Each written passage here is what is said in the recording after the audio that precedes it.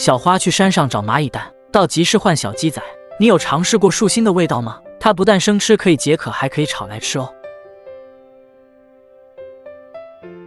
今天小花要上山找蚂蚁蛋，用蚂蚁蛋去卖钱，真是大长见识。小花把孩子交给阿龙带，就可以骑着摩托车去集市了，所以很是高兴，把孩子放到阿龙身上，然后使劲的把孩子绑好，生怕自己不在家的时候阿龙照顾不好孩子。小花这次出门时间会比较长，把孩子安排好后，小花就准备出门了，到离家比较远的地方去找蚂蚁窝。功夫不负有心人，找了没一会就看到收获了。树上有一个目标被小花看到了，那就开干吧。今天就算开工大吉了。小花的力气还是很大的，用起镰刀来一点都不比阿龙差，动作熟练得很，很快就把一个带蚂蚁窝的树枝砍下来了。看到蚂蚁窝掉下来，这哪是蚂蚁窝，这就是白花花的越南盾呀！得来全不费功夫，万事开头难。有了第一个之后，第二个还会远吗？紧跟着第二个又开始了。大家可以看到，小花来的路上一个人也没有，小花一个人在大山里面转悠，一点都不害怕，厉害得很。然后把事先准备好的塑料布放到地上，拿起蚂蚁窝就准备开始操作。要是不告诉大家，大家第一感觉肯定以为是蜂窝吧。把蚂蚁窝拿起来之后，直接用东西敲打，蚂蚁和蚂蚁蛋就全部都掉到地上了。不过这也是一个危险行为，弄不好蚂蚁就全部爬到身上了，到时候可就难受了。然后用树叶盖上，清理下现场，就可以继续寻找下一个目标了。看来今天小花不收获10斤8斤的，肯定不会罢休。自从生孩子到现在，已经很久没有去集市卖东西挣钱了，费了好大力气又弄下来一个，真的是太能干了。同样的操作，直接开始敲，不过这个看起来收获更大，个头比较大也比较丰满。白花花蚂蚁卵就这样被小花破坏了。但是小花也不是第一次这么换钱了，因为小花不弄，如果被其他人看到之后，也照样会拿去卖的。所以说今天小花的运气还是比较好的。看到地上密密麻麻的蚂蚁，也太吓人了吧，简直比热锅上的蚂蚁还要热闹。可以看到有的已经开始往小花身上爬了，这时候动作一定要快，不然还没弄完，全部就爬到身上去了。等到蚂蚁都爬走之后，就可以收网了。虽然收获不少，但是也可以看出来小花的不容易。要想在大山上有收获，肯定是要付出的，不能只见贼吃肉，不见贼挨打。同样的道理，小花干脆一不做二不休，直接又找到一个，又开始忙起来了。看着这么多蚂蚁，要是有密集恐惧症的看到，直接会晕倒的，也太多了吧。这时候小花身上已经爬满了蚂蚁，清都清不完，这一看又痒痒又难受，简直都看不下去了。小花太厉害了，今天的收获还是不小的，没用多长时间就收获这么多蚂蚁蛋，运气真的是太好了。山上到处都是宝贝，只要努力，肯定是饿不到的。小花经过一番精挑细选之后，准备平均分成大小合适的几份，这样到了集市之后也好卖。看着小花收拾，感觉都有点怕怕的，你们觉得呢？有的还在动。小花从小在山上生活，对于这种事情也是司空见惯了，早就不拿它当回事了。只要可以卖钱，对于像小花这样的穷孩子来说，都已经显得不重要了。分好后先放到一边备用。这么点东西对于小花来说，单独去集市卖都感觉有点亏，所以小花又拿着竹筐上山找竹笋去了。不多卖点钱，怎么买小鸡崽子呢？大家看到小花来到这片，竹笋长势比较细长，是一个其他品种，跟平时小花挖的大大的竹笋不一样。这种竹笋比较香甜可口，小花平时都不舍得吃，就等着去集市的时候拿上去卖钱。小花用力恰到好处，一次拔一根，又稳又狠，一根一根的被小花折服。这种竹笋山上多的是，但是长势比较好的还是不多见。这么好的竹笋，你们感觉小花到集市的时候卖多少钱一斤合适呢？掐头去尾，整理好放入筐中，一套动作行云流水一般熟练的很。全部弄好之后，估计时间也差不多了，分量也够了，就赶紧往回走，骑摩托车去集市吧。当然拿回来之后，小花还要再进行2次加工，平均分成大小相等的数量，看起来好看。到了集市价格一样，顾客想要哪个要哪个，整理好再去卖，看着也干净卫生，买的人就会更多。就这样从开始干到现在，已经过去快3个小时了，终于算是完工了，就等着去集市收钱就可以了。小花把竹笋全部放到筐里面，也祝福小花到了集市可以顺利的全部卖完。小花又可以骑摩托车去集市了，太开心了。小花把蚂蚁蛋和竹笋准备好后，骑着自己的摩托车就前往集市了。小花的驾驶技术也是相当好的，怀孕挺着大肚子的时候，也是自己骑着摩托车去检查，所以没一会就很顺利的来到了集市上。小花已经有1个多月没有来过集市了，这次又可以拿东西来换钱了，那肯定是相当开心的。村长家的大轿车停在路边很是耀眼，方圆10里都看不到几辆汽车。小花今天来集市，特意把结婚时候阿龙送的包也背上了，看起来很有气质。来了之后，首先把东西全部摆放出来，还有特别值钱又少见的蚂蚁蛋。今天买小鸡仔，全部指望这3袋蚂蚁蛋了。小花把袋子全部打开，方便顾客买的时候好挑选。毕竟蚂蚁蛋比较少见，价格比较贵。说话间就已经有顾客直接被吸引过来，要了1袋。看起来顾客还是很满意的，就跟捡到宝贝一样。主要还是小花为人好，经常来集市，大部分人都知道小花，并且知道小花有一个中国老公。开张之后就陆陆续续有人过来围观了。剩余的2袋蚂蚁蛋直接被一个顾客全部要了。来得晚的顾客想要都已经晚了没有了。人们看到小花过来之后，都在关心小花生孩子的问题，都比较关心她。毕竟整个集市像小花这个年龄摆摊卖东西的基本就没有。今天还是非常顺利的，带来的小竹笋也直接被一个大姐一次性全部要了。主要还是小花挑选的竹笋不仅干净，还很新鲜，整理的也特别好，所以一眼就被顾客看中了。小花肯定也是很开心，赶紧帮忙都打包好，毕竟也是一个大客户。小花都没有想到会卖得这么快，全部卖完之后，背上自己的竹筐，准备开开心心的去买小鸡仔吧。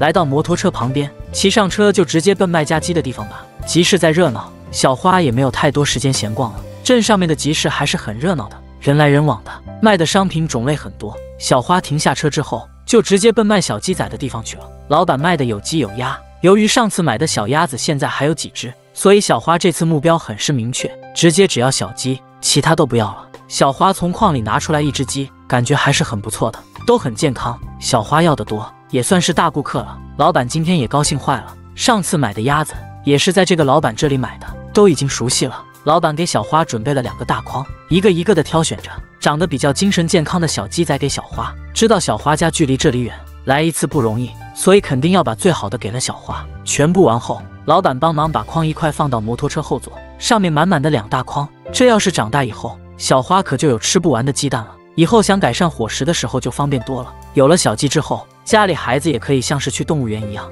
又增加点玩的东西，真的是太好了。小花也赶忙从钱包里把钱拿出来，给了老板。今天小花买了这么多鸡，大家可以猜猜小花卖蚂蚁蛋和竹笋的钱够不够？结果肯定是你们意想不到的。一切都搞定之后，就准备骑着小摩托回家了。家里还有一个吃奶的小孩子在等着自己。集市上虽然热闹，但是自己回去还有好长的一段路程。翻山越岭才可以到自己的家，很是劳累。回来之后只能把摩托车停到房子附近，然后再走路到自己房子里。卖鸡仔的老板给小花绑的筐子很是结实，回来之后筐子也没有歪没有丢。小花也已经好长时间都没有骑摩托车了。小花也是在前段时间把牛卖了之后，阿龙给小花专门买的摩托车，就是怕小花去集市买东西的时候走路时间太长，心疼小花，从山脚下一口气直接就搬上来了，一点都不费力气，真的是太厉害了。把围栏放好之后，就可以把小鸡仔放到里面了。看到这个棚子，也是阿龙小花专门花1天时间自己做出来的，2筐全部都搬过去一块放，这么大的面积是完全没有问题的，并且外面还有一个很大的池塘，都可以活动。小鸡们看到有新家之后，都活蹦乱跳起来。毕竟之前一直在特别小的筐里面待着，这也算是获得自由了。大大小小小花一共买了60只，这以后要是长大了，家里可就热闹了。从此小院也不会再那么的安静了，也会慢慢变得有生机的。老板也赠送了2个给小鸡仔喝水的装备，以后也不用担心忘记喂它们水喝了。小儿子放学回来以后看到这么多鸡，肯定也会高兴坏的。小花把喝水瓶子放好之后，小鸡们全部都围过来开始喝了。看来一路上也是渴得够呛了。小花把鸡窝收拾得很是利落。决定买鸡之后，小花就已经提前把这里面打扫得干干净净了。小花也真是用心，家里每一个角落都被小花收拾得干净利索，谁看了都会夸小花很是能干。小花也拿来吃的给他们，还放到自己的手心里面给他们吃，可以看出来小花也是很喜欢他们。然后再放一点备用的给他们。小花希望他们可以快快长大，早点下鸡蛋，这样小孩子就可以每天有鸡蛋吃了。你看小花待在里面自己都不想走了，忙碌了快1天了，从蚂蚁蛋到集市换回来这么多小鸡，当然小花也付出了很多，也算是付出的回报吧。勤劳的人总是有办法让自己的生活一天一天变好的。同时也祝福小花一家越来越好，也欢迎关注阿龙小花的生活。刚刚看到的房子就是阿龙以前自己一个人的时候住的房子，一个人花费1年时间自己慢慢摸索建起来的。就是因为有自己房子，所以才会有人给阿龙介绍对象，也就是现在的小花。这里的风景依然是非常的漂亮，唯一的缺点就是方圆20里都没有人家。阿龙的竹房子至少距离镇上比较近，阿龙自己在这个房子，想当年吃野菜白米饭，硬是自己坚持了快2年，所以这里有阿龙的回忆，当然也算是自己的一部分财产吧。今天两人过来，目的就是打扫院里，不然在时间长了，杂草都要比房子高了。小花背着小女儿，小儿子也已经上幼儿园去了。阿龙小花计划的比较好，儿子上幼儿园了，正好小女儿出生，平时自己忙碌，把小女儿背上就可以，基本不影响干活。屋里面也已经是灰尘满地，尘土飞扬了，空落落的屋里面只剩一点破烂的，别的一无所有，长时间不住，但是也要定期打扫。小花很是勤快，毕竟一般家庭有一间房子就很厉害了，小花家里算是有好几处房产了，就算是以后儿子结婚，也不用为了房子发愁，富裕得很。虽然院里面的草已经长满了，但是如果要是精心的打扫，装饰，那可就又变成了一个别墅，外加超级大的庭院，关键还没有物业费、电费、水费。现在阿龙所在的位置是自己当年亲手种下的一棵蜂蜜树，长势还是非常的好。虽然没有过来打理过，但是山上雨水多，土壤肥沃，所以一直在坚强的活着，并且还有意外的收获，上面已经结满了果子。这种蜂蜜树只在越南当地有，其他地方是非常少见的，如果不仔细看，还会以为是核桃树。现在也是成熟的季节，小花也一直惦记着这棵树，毕竟也有嘴馋的时候，自己家的树想吃就吃，也不用花钱，很是方便。在忙碌的间隙，可以稍作休息，补充能量。小花也摘了一颗，准备尝尝熟了没有，一边干活一边还有东西吃，这是多么幸福的一件事情。小孩子在背上背着，好像已经完全忘了他的存在，自己干活，弯腰起身，摇摇晃晃的，孩子在后面也不哭不闹，非常的好带。在这种生活环境中，说点好听的就是特别安静，与世无争，但是长期生活在这种环境中，经常看不到别人，也会寂寞的。有时候这种环境安静的都会心里发慌，所以只有不断的给自己找活干，时间才会过得快一点，不然新鲜感过后，那就只剩下坚持适应了，直到自己有一天完全适应。阿龙就是这样坚持过来，2年以后才完全适应这种山上生活，并且现在已经完全离不开大山了。现在的房子虽然是用木板做成的，但是也会四面透风，或许是习惯了这种开放的生活，不喜欢太过于密闭的钢筋混凝土，就算是透风也不会担心空气不好。院里面的草实在是太多了，只能慢慢清理，经常收拾才行。由于时间有限，所以简单收拾下，毕竟已经不在这里住了。阿龙又来到一棵树前面，准备把树砍倒拿来吃。这棵树是一种可以吃的树，枝干粗大，可以生吃也可以炒着吃。大家可以猜猜这是一棵什么树？自古网友出人才，我想肯定会有网友见多识广知道的，就好像前面一棵蜂蜜树的果子一样，好多人都是没有听说过的。树放倒之后，把多余的枝叶全部去掉，只要树干里面的精华，然后再把树皮去掉，里面的东西就可以吃。在越南山上生活，到处都是惊喜，真的是长见识了。山上都是宝贝，比山珍海味还要丰富好吃。你看阿龙小花吃的多让人羡慕。之前有阿龙生吃竹笋，现在2个人又生吃大树，吃完还不忘记打包回去。吃完之后把树干切成一小段的，切好之后好往包里面放，这样回家后再经过小花的一番烹饪，又是一道美味的食物。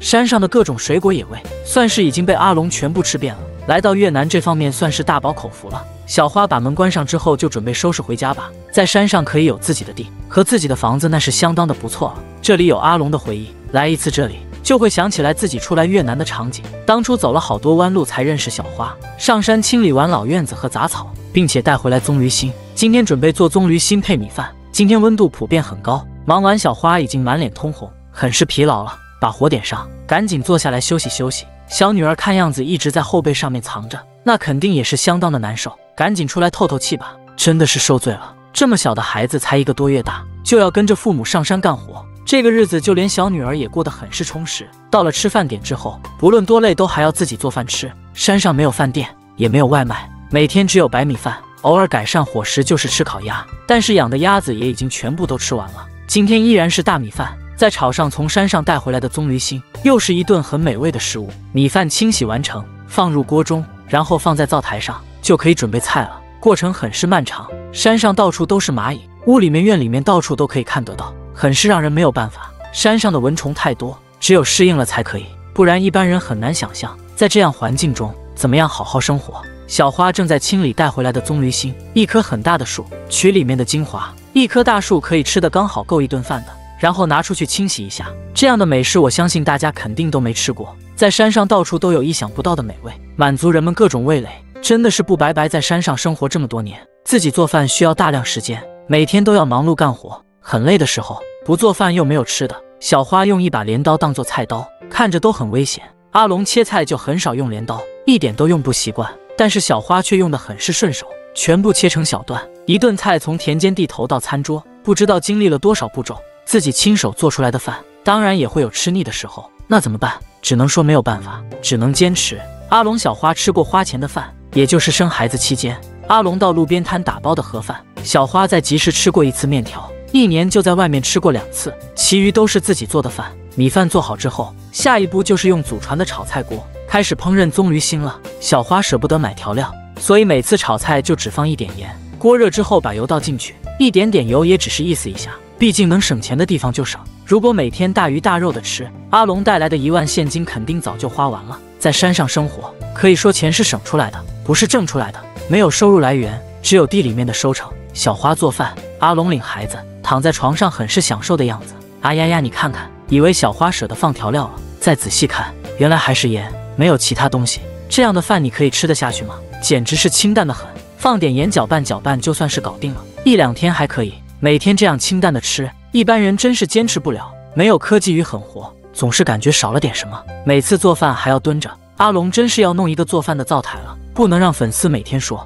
必须让阿龙安排灶台，不然做饭太费劲，太憋屈了。菜炒好之后，放入盘中，准备开饭了。在大山上可以吃上一顿老婆做的热乎饭，也是一件很幸福的事情。没有大鱼大肉的配置，但是却有一家人幸福的影子。这种简单生活就是理想的生活。虽然跟国内70、80年代的水平差不多，但是那时候没有攀比，没有那么多烦恼。但是这种场景对于现在的我们来说，肯定是实现不了了，也只能看看别人的生活记录了，全都已经成了回忆。但是我相信，这种生活方式和环境，肯定有很多网友都经历过，并且一辈子都不会忘记。现在生活水平好了，但是烦恼也多了。说了这么多废话，终于可以开饭了。这么好吃的菜，如果小女儿大点的话，肯定也让孩子尝尝。整整快1天了，都还没有吃饭。虽然只有白米饭，但是吃起来那肯定是香得很。你看，把小花高兴的都有点害羞了。几个树墩子，一张木板，就变成了一个开放式的餐厅。什么是田园生活？和大自然零距离接触，难道还有比这个更适合这句话的吗？把做好的菜给大家来一个特写，怎么样？跟你想象的是不是一样呢？有没有也让你流口水，忍不住在评论区留言讨论呢？行动起来吧，伙伴们！小花大口的吃着，一旁的小女儿都在吧唧嘴了。可惜现在还太小，不能吃。阿龙今天穿的衣服还是一个品牌的，但是却不是自己买的，而是别人来小院参观给带过来的。自从发了阿龙在越南的生活，国内在越南的朋友看到的，很多都去看望阿龙、小花了，被阿龙的励志故事所感染。有人来看望阿龙，阿龙也很是感动，但同时也害怕被别人看望，因为阿龙感觉自己在越南山上过得一般，感觉给别人丢脸了。那么你会这么认为吗？不过一切只要习惯就好了，毕竟自己过得幸福才是最重要的。阿龙既然把自己日常生活记录下来，让大家看，就是想让更多的人了解自己，分享自己的日常生活成长经历。你会一如既往喜欢阿龙一家的生活吗？